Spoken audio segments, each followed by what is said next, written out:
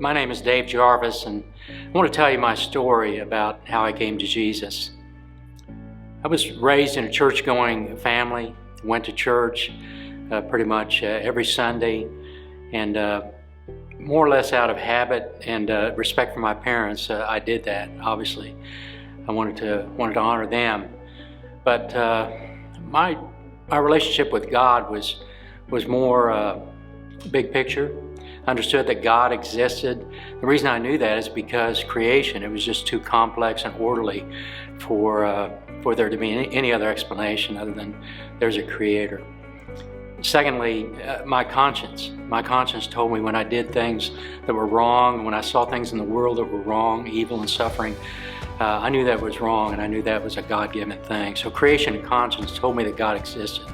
However, I didn't have any personal relationship with God because I thought He was just an all-powerful, distant creator that just didn't care about having a personal relationship with people. And so I just kind of drifted along, and once I left home, I stopped going to church.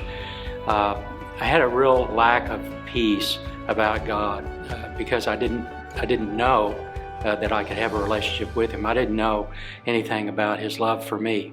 So I had some anxiety there about God. Things changed a lot when I was on active duty at Fort Campbell, Kentucky.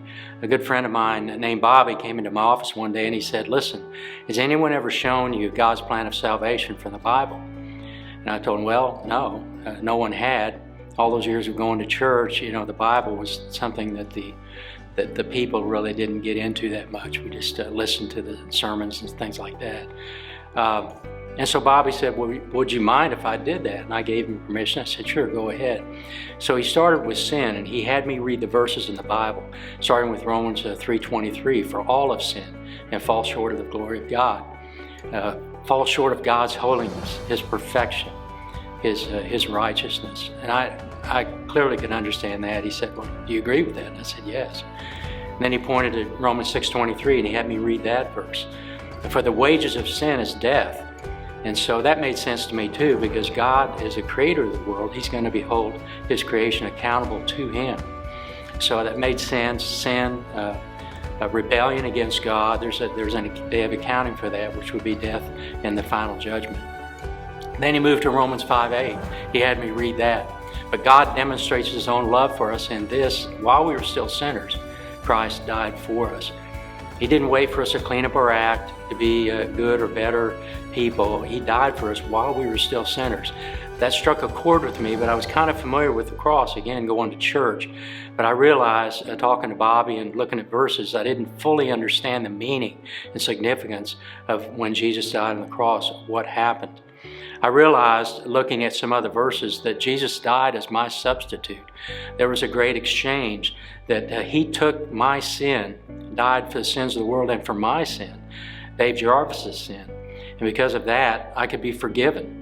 I could have peace with God. And that great exchange took place when I received His perfection, Jesus' righteousness, so that I could have peace with God at that point, know where I stood with Him, know it was a gift. Bobby showed me Ephesians 2:8 and 9.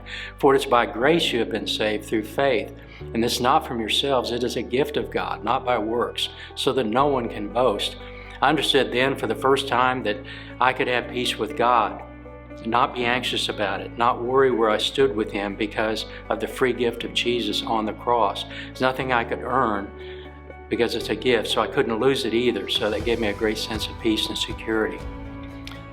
After that, my life changed dramatically. Having a personal relationship with God, I had peace with God.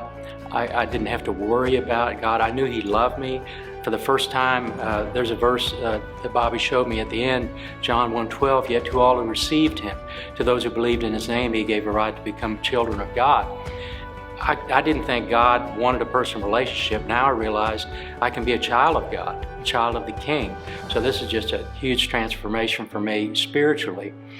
And in my marriage, things changed dramatically too. I still far from perfect as a person or as a husband, but because I had peace with God, that freed me up to have peace with my wife and to humble myself as I did when I accepted Jesus. I had to humble myself and accept that I was a sinner and I was in need of forgiveness. That took a step of humility to accept I couldn't earn my way back to God. I had to humble myself and accept the free gift that Jesus offered on the cross.